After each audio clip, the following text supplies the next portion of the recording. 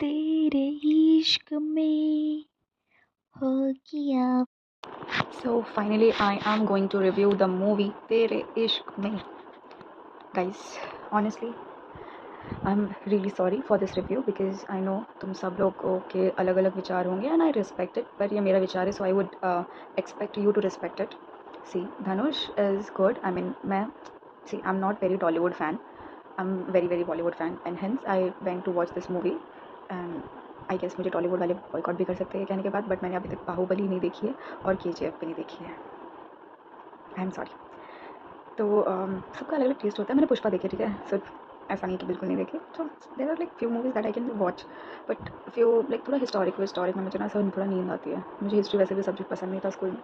तो let's carry on with this movie. Dhanush and Kriti both are amazing actors, actresses, actress.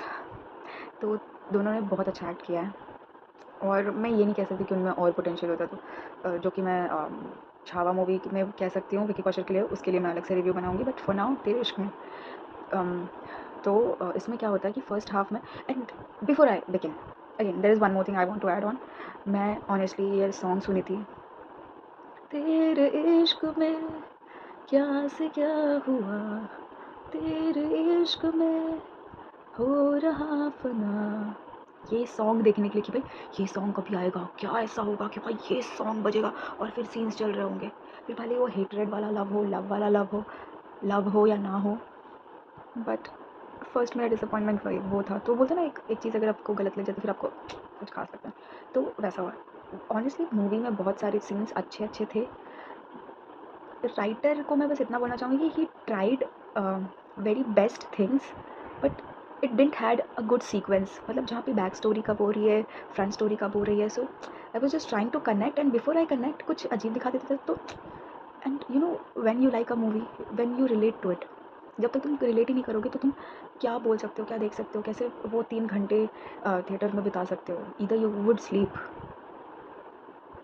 तो बस इतना ही कहना था मुझे कि सॉन्ग्स अच्छे हैं, सीन्स बहुत अच्छा है. एक मैसेज है फॉर करंट जनरेशन की guys, this is just a movie. There are people who does this, but I would recommend that you should not follow this anytime, whatever and however your love is, and जितना भी क्या कह सकते हैं intense love हो तुम्हारा for someone, but don't sacrifice your parents in that. अगर तुमको सीख लेना है इस मूवी से तो ये सीख ले लेना that how both parents were suffering due to their illogical और इनसेंसिबल चाइल्ड. ट्रॉमा सबके लाइफ में होता है. तुमको क्या लगता है तुम्हारे पेरेंट्स के लाइफ में नहीं होगा? Obviously.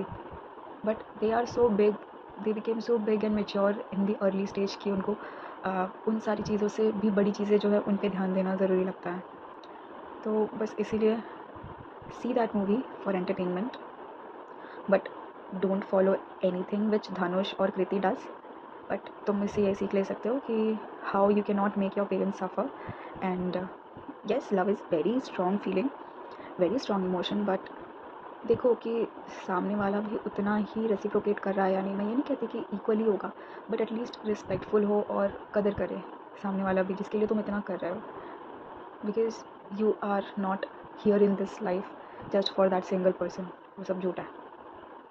Eventually whoever is yours, they will come and you will be with them happily. So movie में क्या होता है कि शॉर्ट स्टोरी बताती हूँ कि college going girl Delhi university में पढ़ने वाली कृति सानन, और ये दिल्ली यूनिवर्सिटी का छपरी प्रेसिडेंट होता है जहाँ पे वो एक मतलब झगड़ा हो रहा रहता है while she was presenting her thesis.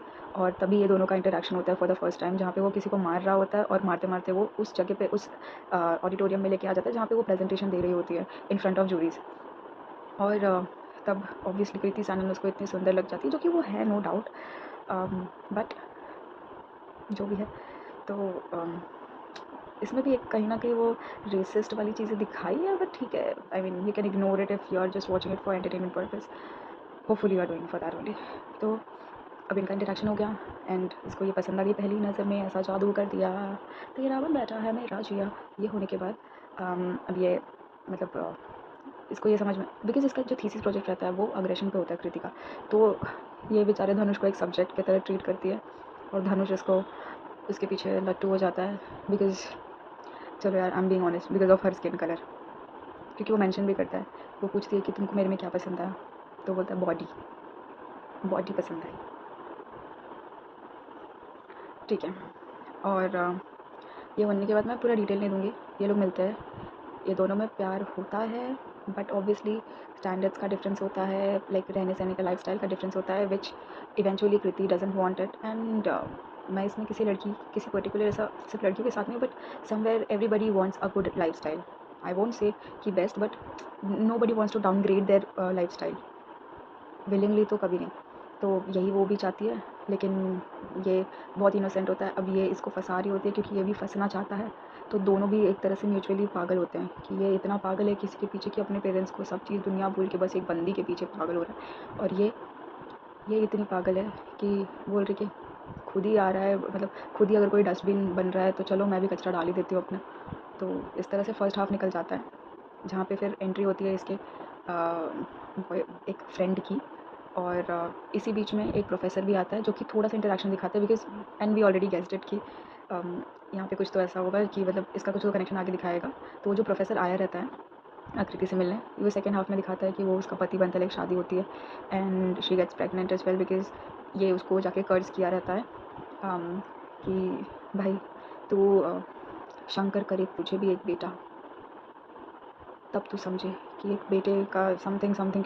इतना बकवास लाइक डायलॉग बकवास इसलिए कि भाई तू यहाँ पे भी तेरे डैड का डेथ हुआ है लिटरली, और तू इस बंदी की शादी में आया है जहाँ पे इसको हल्दी वल्दी लग रही है, ठीक है, और तू अपने डैड का ये अस्थि विसर्जन वगैरह सब करके आया है, और तू यहाँ पे डायलॉगबाजी मारने आया है एज इफ इससे कुछ चेंज हो जाएगा।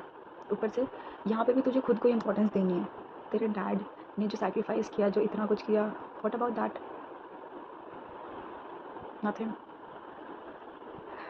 तो बस फिर सेकेंड हाफ में यही दिखाता है कि पूरा डिटेल के लिए तो तुम लोग को मूवी देखनी पड़ेगी, क्योंकि यहाँ पे मैं 10-15 मिनट की वीडियो में तुम लोग को 3 घंटा नहीं एक्सप्लेन कर सकती, बट मैं तुम लोग को शॉर्ट में ये बताऊँगी।